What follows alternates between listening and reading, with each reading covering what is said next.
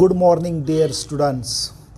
I, Professor Santosh Kumar Patil, heartily welcome you on our online teaching learning platform SM Academy, Learning Language and Literature.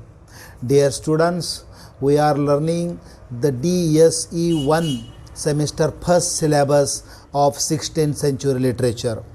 Under that category, we are learning some metaphysical poetry of different voice. Earlier, we learned the poem by John Donne.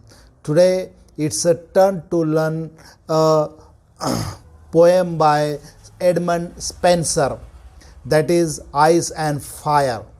आज आपण Edmund Spencer यांची ice and fire ही कविता शिकणार आहोत.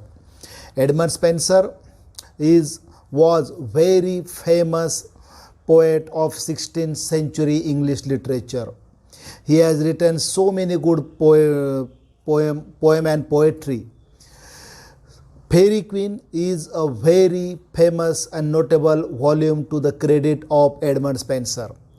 त्यांनी अनेक चांगल्या कविता लिहिला, कविता संग्रह लिहिला. त्याच्यामध्ये फेरी क्वीन हा प्रामुख्याने ओळखला जातो. हा तुम्हाला ऑब्जेक्टिव्ह प्रश्न म्हणून सेमिस्टर एक्झाममध्ये येऊ शकतो. Okay, who is the writer of fairy queen? It is the correct answer is Edmund Spenser. त्यांनी Amoretti AMORETTI, remember the spell. Edmund Spenser has written a poetic volume collection of poetry, Amorety, consisting 89 sonnet. 89 सॉनेटचा संग्रह असलेला ॲमोरेटी नावाचा एक सॉनेटचा संग्रह, कविता संग्रह त्यांनी लिहिला. I again repeat the name of volume of poetic collection, that is Amorety. Most of the sonnet and poetry of that volume, Amorety, is dedicated to the beloved of Edmund Spenser. Edmund Spenser यांच्या प्रेयसीला ते समर्पित आहेत. बऱ्याचशा कविता त्याच्यावर आहेत. The theme of most of the poetry was only love and different angles of love. प्रेमाचे विविध प्रकार त्याच्यात दाखवलेले आहेत. Elizabeth Boyle, remember the name? Elizabeth Boyle was the beloved of Edmund Spenser. Elizabeth Boyle, BOYLE. Elizabeth Boyle he Edmund Spencer यांची प्रेयसी होती आणि तिला समर्पित करत तिच्यासाठी त्यांनी अनेक नोटेबल अशा सॉनेट आणि कविता लिहिल्या. Edmund Spenser has written number of poetry, poems, sonnet dedicated to his beloved Elizabeth Boyle. The present poem is also dedicated to his beloved Elizabeth Boyle, but it is not a praising love, but here the tone of the sonnet is complaint, murmuring. ह्या सॉनेटचा जो tone आहे तो तक्रारीचा आहे, ग्रीवन्स. The ग्रीवन्स काय आहे तक्रारीचं? That the grievance of the poet is the beloved Elizabeth Boyle is not responding to him, she is not listening to him, और in short she is not loving him, and therefore he calls his beloved as an ice and calls himself as a fire. The title of the poem is Ice and Fire. Ice is labeled or called to his beloved Elizabeth Boyle and fire is called for himself. तो स्वतःला आगीची उपमा देतो आणि प्रेयसीला बर्फाची उपमा देतो. आता प्रेयसीला बर्फाची उपमा का देतो? Because she is angry on him on some issue. काही विषयावर ती पोएटवर रागेचा राग आहे, पोएटवर काही गोष्टींसाठी. Poet has realize the mistake requesting her but she not getting any attention to him. पण ती त्याला काही लक्ष देत नाही आहे, त्याच्याकडे लक्ष देत नाही. He is requesting.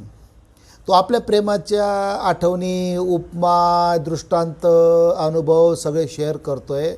But she is looking to him just as a cool and calm वे.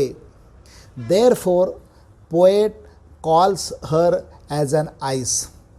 तो आपल्या प्रेयसीला बर्फाची उपमा देत आहे. म्हणजे जसा बर्फ थंड असतो, कूल असतो, काम असतो, तशा पद्धतीने ही सुद्धा थंड आहे, थंड वृत्तीची आहे. Not responding him, not loving him, not listening him. So this is a basic background or content of this sonnet. मला वाटलं तुम्हाला थोडंसं लक्षात आलं असेल. आता आपण सॉनेट लाईन बाय लाईन शिकूया. मी पुन्हा रिपीट करतो. ॲम्युरिटी ह्या पोएटिक कलेक्शनमध्ये एकूण 89 सॉनेट होत्या, 89 सॉनेट होत्या. आणि ही जी सॉनेट आपल्याला अभ्यासक्रमाला आहे, ice and fire, it is number 30 sonnet. त्या व्हॉल्यूममधली ही 30व्या क्रमांकाची सॉनेट आहे. आता तो काय म्हणतो पहा. See the first line of the poem. The poet calls to his beloved my love. माझं प्रेम म्हणजे his beloved Elizabeth Boyle is like to ice. तिला तो उपमा देतो आहे बर्फाची. It mean that she is cool, calm, not responding him like an ice. थंड प्रवृत्तीची आहे. And I to fire. आणि स्वतःला कशाची उपमा देतो आहे? फायर, अग्नीची. म्हणजे माझं प्रेम अत्यंत व्हायब्रंट आहे, ज्वलंत आहे, पण दुर्दैवाने माझी बिलोड मात्र आईस आहे. पुढे he complaints that he make his grievance. How comes it then that these her cold so great. So he surprised, he wonders how such coldness has come to her, how such cold nature has she showing to me. आणि कसं आहे ते cold nature, too great, so great, खूप म्हणजे अपेक्षेच्या पलीकडे खूप मोठं, महान आहे.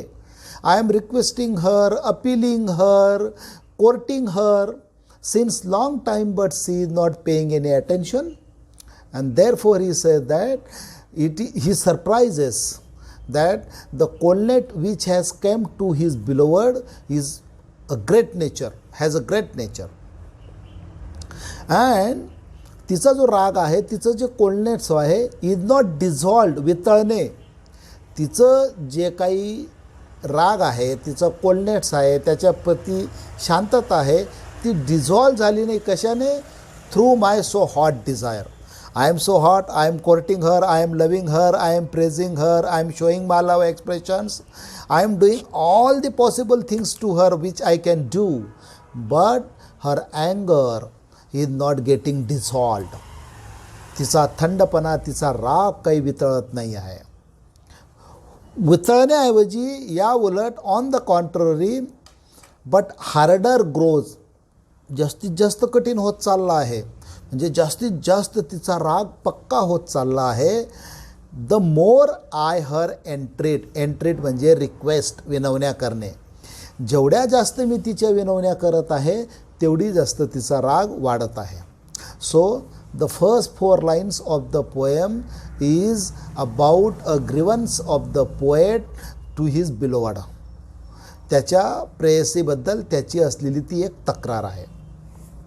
Then he wonders, or how comes it that my exceeding heat, and his nature, his heat, his love is exceeding, उतू जाणे. म्हणजे he is doing all those things that should be made by any lover in a love. That is the exceeding heat. He compares his love expression to an exceeding heat. He compares himself to fire, but is not allied. allied म्हणजे वितळणे.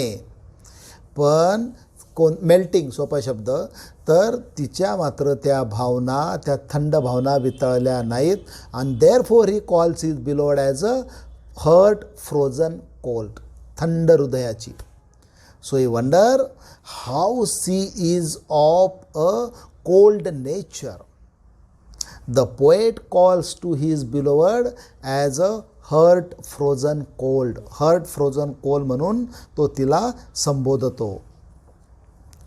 But that I burn much more in a boiling sweat, sweat म्हणजे घाम.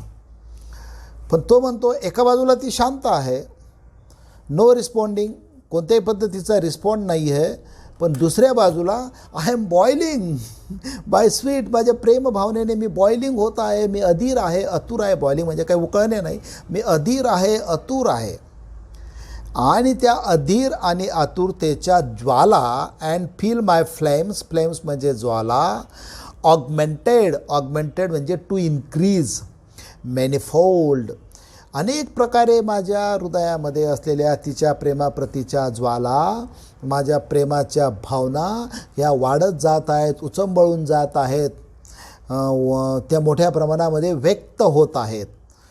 अशा पद्धतीने कवी स्वतःची अवस्था तिच्याजवळ वर्णन करतो आणि तिची पण अवस्था वर्णन करतो. And her nature, her not responding to him, looks to him as a miraculous. What more miraculous, किती आश्चर्यकारक आहे. मला वाटलं 2, 4, 5, 10 मिनटात तिचा राग जाईल, पण nothing, it is going on, going on and going on. चालू आहे, चालू आहे, चालू आहे. Miraculous things may be told. He said that it is the most miraculous things which I can told about the love for her. That fire. He said that actually fire which all thing melts वितळवणे. Fire can melt anything. It means that my love, as compare it to fire, it should have melted, it should have entreat to his beloved, but nothing happens. पण त्याची प्रेयसी काय melt होत नाही आहे. On the contrary, she is getting more harder. ती जास्तच कठीण, कडक, टणक किंवा रागीट होत गेली आहे. त्याला कंपॅरिझन करतो आईशी. And ice which is congealed with senseless cold. You know, ice is made of water. Congeal म्हणजे जमणे, घट्ट बसणे. आणि जसा तो घट्ट बसून जातो तशा पद्धतीने she is congealed in an अँगर विथ मी. माझ्यासोबतच्या रागात ती कन्झिल्ड झालेली आहे. आणि त्याची तुलना कवी कशाशी करतोय?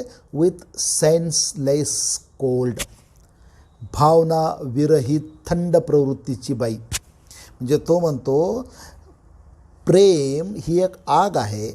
ही कम्पेअर्स लव टू फायर. आणि जसं आग can burn anything, fire can melt anything, similarly love has such a power that it can melt, it can turn a senseless beloved to full of sense, but he falls. Should kindle fire by wonderful device. Wonderful device म्हणजे कोणतं? प्रेम. He calls his love as a wonderful device comparing to a fire, but such is power of love in gentle mind. So he is comparing, praising the power of love. That power of love can melt the anger, any objection of beloved, but now he is failed. Neither her objection has been removed and nor her anger has been cold. That it can alter all the courses of kind. Alter म्हणजे बदलवणे, courses म्हणजे kind. Prem, love has such a power that he is very optimistic at the end of the poem, and he said that my love is true. I am loving her by heart, although she is not responding loving to me. But he is optimistic that as love has a great power, it can alter all the course of kind. जगातल्या कोणत्याही गोष्टीला बदलवण्याची शक्ती जर कुणामध्ये असेल तर ती प्रेमात आहे. And therefore the poet has a strong confidence on his love, and he claims that by entreating, by requesting, by expressing his true love to his beloved, one day she will definitely turn to me. One day her anger will definitely melt away, and because love is a thing which can change the course of life. alter म्हणजे बदलवणे, change. So at the end of the poet is very optimistic about and has a strong confidence to his love. So the dear friends, in this way the poet compares to himself to fire and calls to his beloved as an ice. So this is a short sonnet just expressing his love, and it is about a grievance of the poet to his beloved Elizabeth Boyle.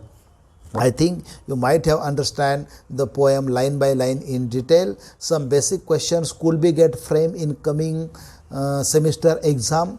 I have already explained the possible questions that can be framed from this text here. So keep it in mind, read it, listen the videos that are posted on SM Academy YouTube channel. You will get all the notes, texts, questions, MCQ banks regularly update on SM Academy YouTube channel.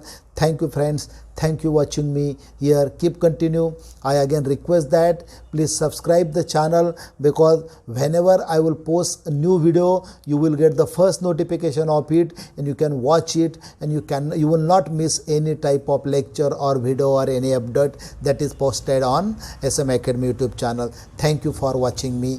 Thank you.